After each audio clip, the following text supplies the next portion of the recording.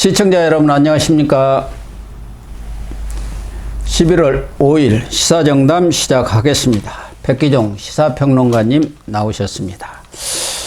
백 교수님, 윤석열 대통령이 7일 날 대국민 담화와 기자회견을 하겠다고 4일 아주 저녁에 이례적이죠. 한 10시경에 언론 리리스 그러한 사실을 알렸습니다.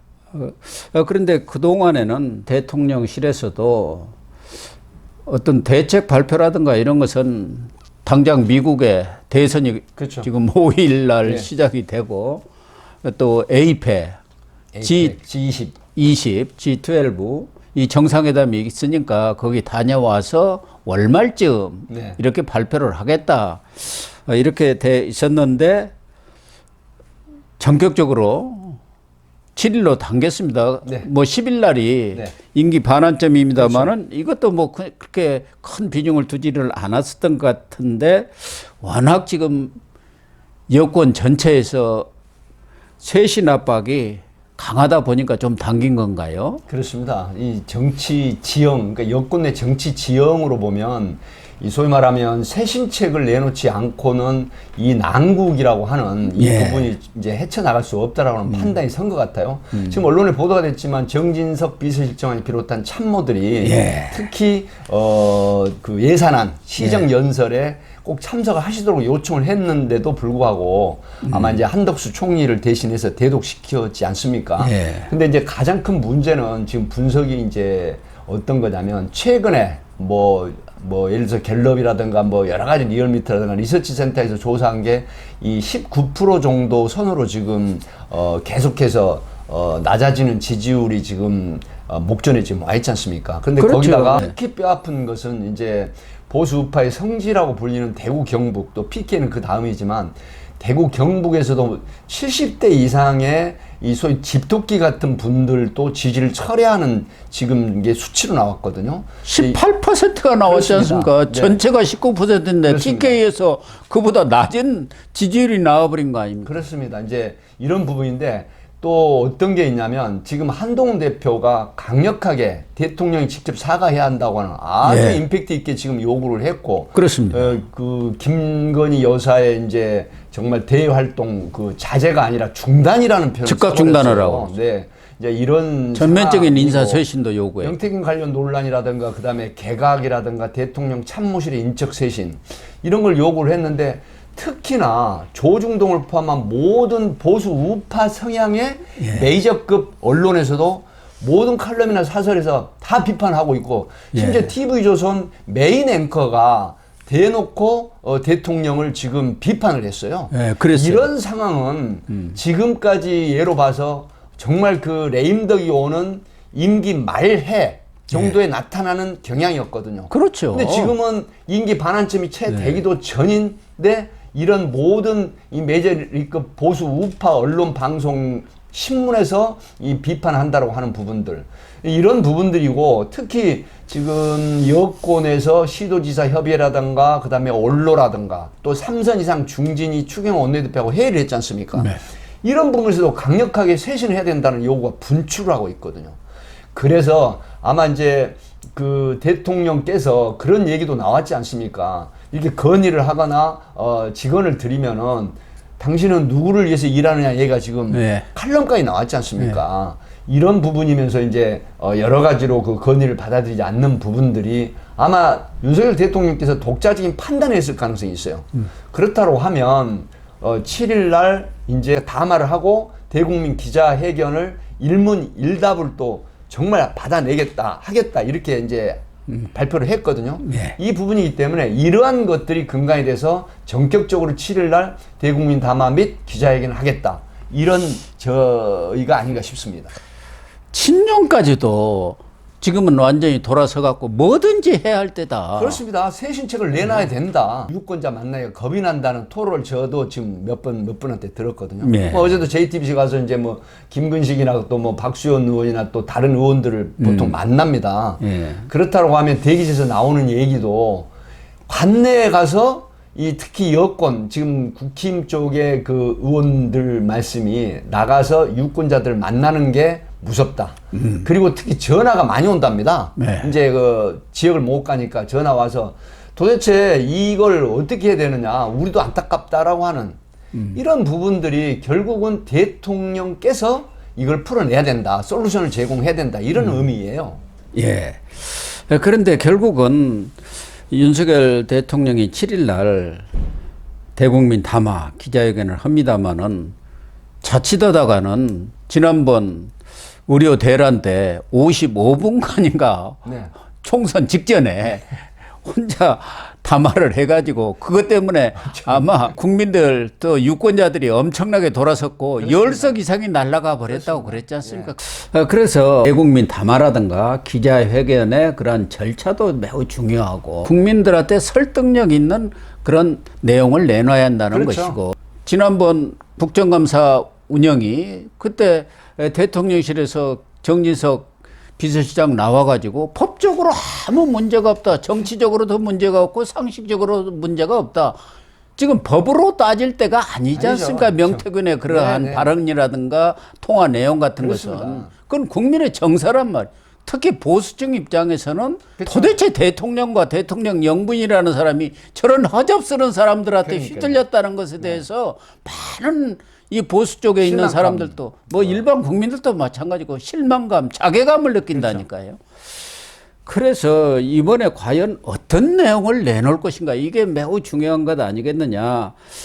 일각에서는 파격적인 그런 승부수를 던질 것인가, 아니면은 또 변명이랄까 그런 것에 급급하다가 오히려 또 역풍을 불러일으키는 것 아닌가 하는 또 우려, 이런 양론이 있더라고요. 네, 이제 그 여러 가지 이제 분석이 나오는데, 지금 스타일은, 행동 패턴이나 스타일이 쉽게 바뀌지 않는다라고 하는 그 지적이 지금 있지 않습니까? 네. 그러니까 예를 들어서 이제 국회 시정연설 1년의 예산을 국민들 앞에서 소상히 대통령으로서 밝히는 이런 예산을 어떤 정책으로 어떤 방향으로 사용을 하겠다라고 하는 대국민 담화나 마찬가지거든요. 예, 국회의원 상대로 그럼요. 하는 그 연설이 아님에도 불구하고 이 참모들의 건의를 받지 않고 묵살을 하셨다, 이제 이런 지금 비판이 있는데, 이게 사실 기자들하고 이제 일문일답을 할 때 가장 지금 애단을 하는 부분이 뭐냐면, 한덕수 총리를 대독을 시켜서 시정연설할 때 29분을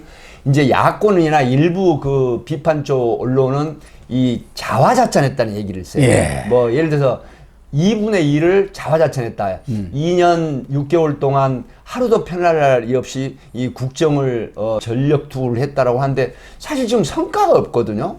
해외 그 순방을 많이 하셨지만 실질적으로 국민들에게 와닿는 성과가 없어요. 손에 특히. 쥐는 네. 이런 성과가 없지 않습니까? 그러니까 뭐 예를 들어서 이제 뭐 보건, 그러니까 소위 말하면 의료, 연금, 노동, 교육, 이 4대 개혁도 지금 계속해서 주창을 하고 계시지만 하나도 지금 이루어진 게 없단 말이죠. 야당이 또 협조하지 네. 않으면 할 수가 없는 겁니다. 그러니까요. 그런데 야당하고는 정치를 지금 거의 단절하다시피 하고 있는 거예요. 협의를 하거나 협치를 한다거나 아니면 어떤 유화책을 써서 이 사실은 전략적인 그 접근을 통해서 예. 이런 어떤 국정 동력을 추동력 있게 이끌어가는 이런 모습들이 이제 없었기 때문에, 그래서 이제 7일날 기자회견도 이런 행동 패턴에서 말씀하신 것처럼 가감하게 탈피해서 한동훈 대표가 요구하는, 소위 당대표가 요구하는 이런 어떤 국정쇄신 의지를 피력을 해야 되는데, 사실 G20이라든가 에이펙이라든가 그다음 미 대선이 지금 6일날, 내일이면 예. 거의 확정적으로 밝혀진다고 하거든요. 예. 이제 이런 측면에서 지금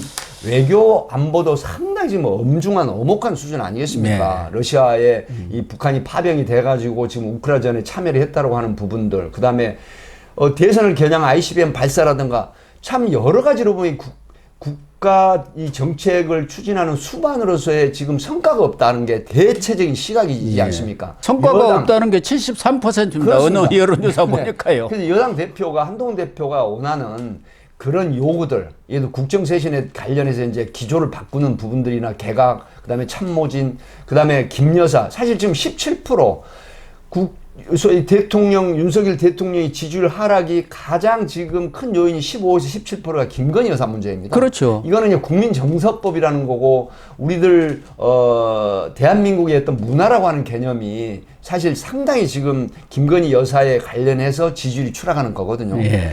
이런 부분에 윤석열 대통령께서 정말 지금까지 행동 패턴 말고 그런 부분에 소탈하게 솔직하게 사과할 건 사과하고 특히 명태균 논란이 있으면서 10%대로 추락했지 않습니까? 예. 이런 부분에서 정말 확실하게 솔직하게 그렇게 대국민 담화 내지는 기자회견을 했으면 하는 그런 바람이면서 또 지적이죠. 그러니까 특히 명태균 논란이라든가 이런 부분에 있어서는 진실이 최선의 대책입니다. 그렇습니다. 지금 대통령실에서 그동안 해명했던 부분들이 다 뒤집혀 버렸지 않습니까? 정보가 없어서 대통령실 네. 실드를 쳤는데 실질적인 정보가 없지 않습니까? 대응책이 없다는 거예요. 네. 그러니까 단토막으로 대응을 했는데 그게 결국은 오히려 역효과 나버린 거죠.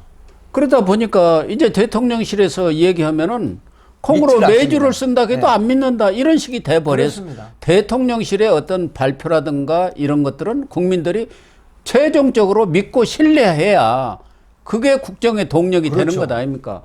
그런데 이 명태균 논란에 있어서는 대통령 부부 외에는 다른 사람들이 알 길이 없지 할 않습니까? 길이 없죠. 그쪽에서 일방적으로 얘기하는 내용 듣고 가서 대응을 발표를 하는 하다니까 대응을 하다 네. 보니까 또 뒤집히고 그렇죠. 그랬던 거 아닙니까? 또 하나는 거듭 얘기하지만 지금 김건희 여사가 시한폭탄 아닙니까?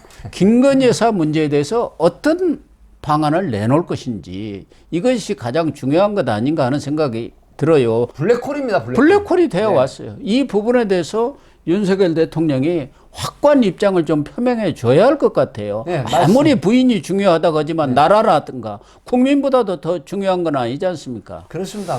뭐 근소한 격차로 됐다 하더라도 자유민주주의 상황에서는 한 표를 더 얻어도 대통령 수반이 됐다라고 하면 예. 국가를 이끌어가는 그런 입장에서 가족 문제는 조금 희생을 해야 되지 않나 하는 그런 게 이제 전체적인 의견이기 때문에 김건희 여사의 문제는 가장 솔루션을 제공할 수 있는 분이 윤석열 대통령이거든요. 예. 다른 사람은 어떻게 할 그런 수가 없지 부분이 없어요. 않습니까? 예를 들어서 다른 분이 얘기하면 영린을 건드리는 상황이 됩니다. 예. 그렇게 됐을 때 이 불협화음이 이제 서로 간에 일어나기 때문에 특히 한동훈 대표도 그 부분에 요구를 했다가 지금 사실은 굉장히 갈등이 더 깊어지는 내용이 깊어지는 형태가 돼버렸지 않습니까?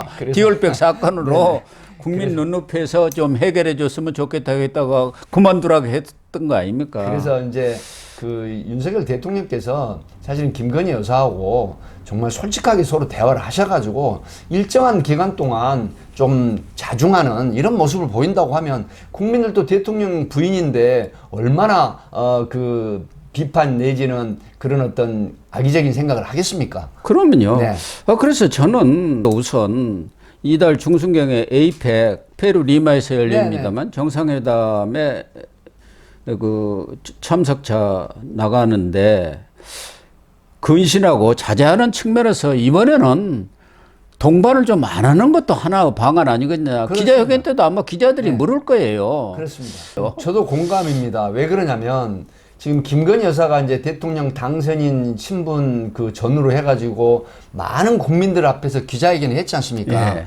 대통령의 부인으로서 역할만 내조의 그 수행 내조의 역할만 하겠다고 하는 부분을 대국민 담화식으로 해서 기자회견을 했지 않습니까? 예. 더군다나 이제 그 정말 울먹거리는 그런 모습을 진정한 모습을 보였단 말이죠. 근데 그 이후에 그 당시 약속을 대국민 약속을 했던 부분하고는 이 거리가 먼 이런 행동들이 나왔고 또 네. 명태균 논란이라든가 여러 가지 그 형태의 그 녹취가 또 발표가 되기도 하는 이런 형태가 돼서 국민들로부터 정말 자제하는 활동 말씀하신 것처럼 이 에이펙 그 동반 출국하는 이런 모습들이 자제를 한다고 하면 상당히 자제하고 자중하고 또 국민들에 대한 노력을 하시는구나 이런 생각을 할 수도 있거든요. 예. 그런 부분도 하나의 시작이다 이렇게 생각을 합니다. 그렇습니다. 또 하나는 이번 대통령실이라든가 또 내각도 그렇습니다만 대통령의 지지율이 20%가 대가 깨질 정도로 보좌를 했다고 한다면은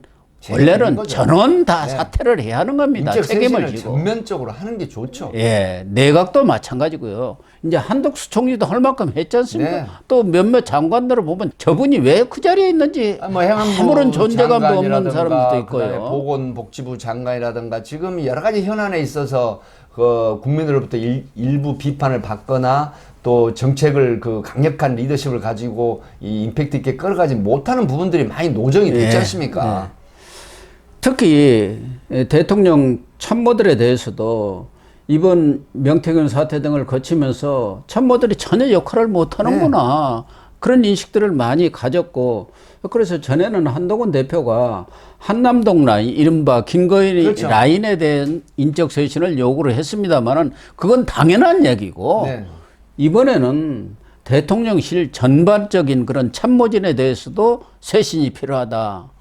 그런 부분에 대한 확고한 입장을 좀 표명해서 윤석열 대통령이 정말 정면 돌파하는 모습을 보여줘야 하지 않겠나 그런 생각이 들어요. 공감을 합니다. 이제 한동훈 대표가 요구했던 부분들을 지금 말씀을 똑같이 하시는데 그런 어떤 요구가 관철이 시키는 게 아니라 관철을 하시는 이런 모습을 보여야 되거든요. 예를 들어서 박근혜 대통령 그 재임시 뭐 소위 말하면 십상시라는 얘기가 나와가지고 그때 이제 최순실 사건에 관련돼서 얼마나 많은 비판을 받았습니까? 근데 지금 7인회라고 하는 김건희 여사 라인의 7인이라고 하는 이런 사람들 뭐 이모 항모 뭐 이미 다 노정이 돼 있습니다만은 이런 분들을 어찌됐든 간에 쇄신을 하고 그다음에 그 참모 뭐 비서실 모두 포함해가지고 전면적인 쇄신을 통해서 국민들부터 뭔가 새로운 시작을 하려고 하는구나 임기 반환점에 그다음에 이제 전체 개각은 아니라도 상당히 많은 뭐 예를 들어서 교육 의료 뭐 보건 아니 교육 의료 노동 뭐 이런 어떤 연금 이런 부분들에 대해서도 지금 추동력 있게 가지 못하는 그런 파트 뭐 교육부도 상당히 지금 여러 가지 지금 노정이 됐지 않습니까 문제가 이런 부분들의 개각을 통해서 윌신하는 모습을 보여가지고 정말 정면 돌파하는 이런 모습을 보이고 새로 지금 대통령직을 출발한다고 하는 관점에서 하신다고 하면 이 지지율이라고 하는 거는 사실 금방 또 오를 수가 있거든요. 그럼요. 이런 모습을 좀 강력하게 보이고 기자회견하고 대국민 담화에서 나타냈으면 하는 바람인 거죠. 그래서 저는 윤석열 대통령이 이렇게 회견까지 앞당기면서 결단을 내린 것을 보면서 뭔가 상당히 충격적인 승부수가 나올 걸로 기대를 합니다만은 지금은 비상시국이고 거기에서는 무슨 한동훈 대표의 권력투쟁이라든가 이런 차원을 넘어서 야권이 지금 총 공세를 펴고 있지 않느냐. 그렇습니다. 3면 그 공세를 펴고 있지 않습니까? 탄핵, 특검. 장외투쟁. 이 파고를 넘으려면은 이번의 경우는 저는 마지막 기회라고 봅니다. 이번에 이 돌파구를 넘지 못한다면은 파고를 넘지 못하면은 그때는 나락으로 떨어지는 거 아니냐. 그렇죠. 그래서 마지막 기회다. 뭐 이제 뭐 비윤계라고 이제 할 수 있지만 안철수 의원 같은 경우는 아주 공개적으로 뭐 YTN이라든가 이런 방송 매체에서 공개적으로 지금 요구를 하고 있는 상황이거든요. 그렇다고 하면 이런 뭐 시도지사 협의회라든가 그 다음에 3선 이상 중진들 그리고 언로들 뭐 정의와 뭐 예를 들어서 이제 김무성 뭐 이런 언로들의 그 고원 이런 부분들 이게 이제 쇄신을 해야 된다라고 하고 지금 돌아가는 상황이 보면 말씀하셨지만 탄핵이라든가 특검이라든가 이런 부분들이 결국은 끝을 어디를 향합니까? 바로 대통령의 하야를 지금 보고 있는 거거든요. 그래서 이재명 대표의 이제 이달 15일, 25일에 이제 유죄 선고 전에 정말 어떤 조치들이 있음으로 해서 그다음에 이재명 대표의 유죄 선고가 나온다라고 하면 거기에 맞물려서 사실은 반전의 기회가 오거든요. 그렇기 때문에 이번 기회에 말씀하신 것처럼 정말 대안을 강력하게 제시하고 돌파구를 마련하는 그런 틀을 내놓는다고 하면 국민들도 굉장히 환호를 하고 또 정말 그 이해를 할 걸로 그렇게 생각을 하는 것이죠. 돌아섰던 민심이 돌아옵니다. 저는 반전을 기회가 있으리라고 봅니다. 윤석열 대통령이 정말 국민 앞에 무릎 꿇고 섰고 대제하면서 앞으로 국정 운영 하반기 남은 2년 반을 어떻게 끌어갈 건지에 대해서 아주 비전과 청사진을 제시를 하면은 국민들도 다시 한번 기회를 주자. 우리가 금정 이 지난 재보선 때 봤지 않습니까? 그때 다 뭐 어렵다고 했는데도 불구하고 20%가 넘는 20%가 차이로. 넘는 그렇게 기회를 국민님한테 주었던 건 아닙니까? 그럼요. 한동훈 대표한테. 이번에도 대통령이 그런 자세로 대국민 담화를 하고 기자회견에 임한다면은 얼마든지 반전의 기회는 오지 않겠나. 그래서 지금 많은 지지층을 포함한 중도라든가 이런 이 소위 말하면 중산층 이상의 국민들이 여러 가지 경제적인 상황이라든가 애교안보 걱정을 좀 많이 하는 거거든요. 그렇기 때문에 그런 부분에 혁신적인 혁명적인 어떤 돌파구를 대안으로 내세운다라고 하면 아마 충분히 지지율이라고 하는 것은 이 등락하는 부분이 있기 때문에 반전을 해서 상당히 상승세를 탈 가능성이 있다. 기회를 정말 이 기회를 놓치면 안 된다라고 하는 부분에 충분히 공감을 하는 것이죠. 예. 윤석열 대통령 7일 기자회견 기대를 갖고 기대를 해봐야 되죠. 지켜봐야겠습니다. 네네.